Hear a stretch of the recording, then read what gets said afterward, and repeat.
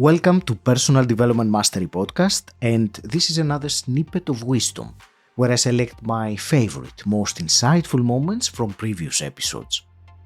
Today's snippet comes from my guest Rob Dix, who is a property investment expert and co-host of the highly regarded The Property Podcast.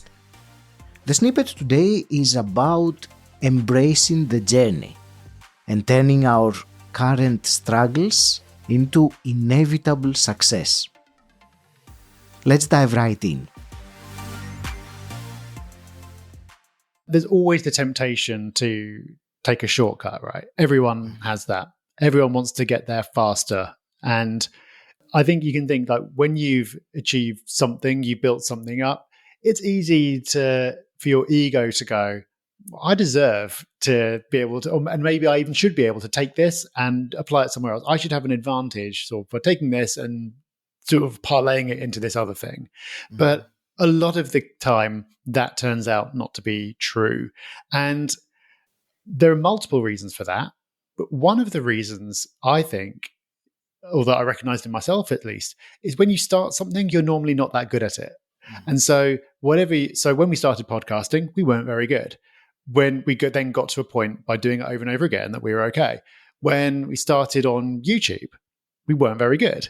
So it's easy to go, oh, well, we've got this podcast. Therefore, we should be able to take the same formula, the same audience, the same whatever, and build a YouTube channel. But we weren't very good. And so it's a completely different medium. So of course, we don't deserve to do well straight away. And there's no way to get good other than to spend the time putting the reps in, doing it again and again. And I think that's becomes hard for your ego to come to terms with.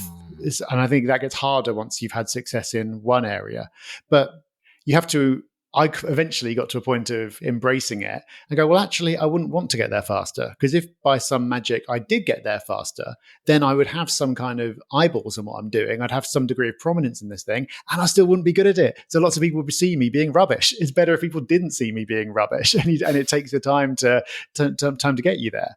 But then the final thing is I sort of said the eventual and inevitable result, because I think it is inevitable. If you spend that long doing something, you have to succeed in it in the end, almost because you can't do something for that long and still be bad at it. And if you didn't enjoy it and you weren't seeing some improvement and getting some rewards from it, you would have given up. So purely by persisting for a decade, almost by default, you have to have some success. Otherwise, you wouldn't still be there after a decade. It's what they say, to appreciate the journey rather than, of course, keep your eye on the destination, but appreciate the journey, because it is the journey that we experience. The destination, I don't know if you agree, it's usually very quickly replaced by another destination. If you start to look at it in such a way. Yeah, it's all about the journey, isn't it? And you think it's always easy to convince yourself that it's about the destination, and you need to have the destination, I think, a lot of the time as a motivating factor. But I found that as soon as I achieve a thing, I don't care anymore. I'm on to the next thing immediately. I'm sure it'd be healthier to take time and celebrate and acknowledge and blah, blah, blah. But the reality is that's just not how it is.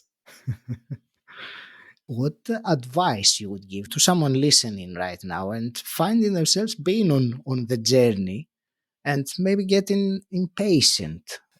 So what advice would you give to a person listening?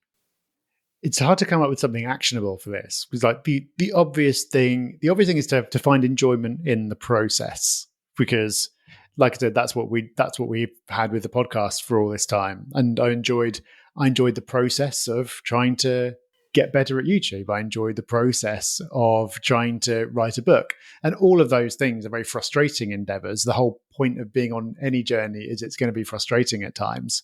But I think if you can expect that, and then just find little hints of success to keep yourself going, and judge yourself against how you were 6 months ago, rather than judging yourself against how someone else is today. Because if you're judging yourself against other people, there are always going to be people better than you at whatever it is that you're doing. And so you're just going to see the chasm between where you are and where you want to be. But if you're judging yourself against your past self, and you're just looking for those little indications, even if it's only tiny, it's just a message from someone saying that they enjoyed it or whatever. I think those are the things you've got to hang on to. And ideally, find other people who are doing the same thing to hold each other accountable and keep each other encouraged. That's not something that I've done in any of the realms that we've talked about, but I've started to see the benefits of having a peer group recently. And I think that can be something very powerful. Thank you for listening. You will find the full conversation with Rob Dix in episode 380. The link is in the episode description. If you enjoy this podcast, can you think of one person that would find it useful and share it with them? Thank you.